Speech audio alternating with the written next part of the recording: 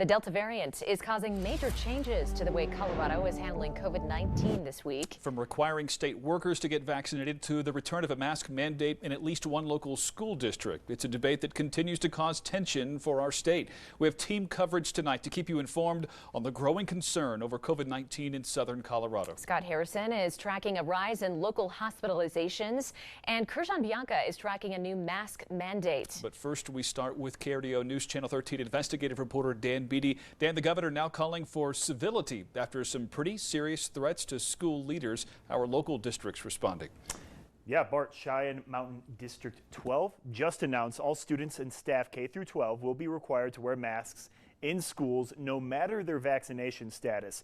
This goes into effect tomorrow. Governor Polis today urging schools to follow the CDC guidelines, which includes mandatory masks in schools, but says the decision is in the district's hands for now. We send as a message to folks. Governor Polis is urging school districts to follow CDC guidelines, saying the goal is to keep school doors open for as long as possible. As much uninterrupted in-person education as possible.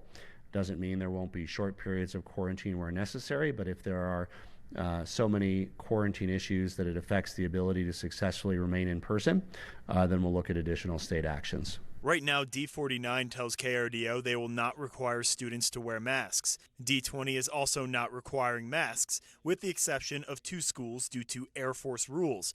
Meanwhile, D11 doesn't require masks right now, but the district has adopted their own thresholds. Should numbers continue to rise in El Paso County, students will be required to wear masks. It will be harder for districts that are not implementing COVID mitigation measures to be able to assure parents that they will remain in session throughout the year. Despite his own recommendations for schools to adopt mask policies, the governor is calling on parents to remain civil regarding the issue. In districts that are not requiring mask wearing,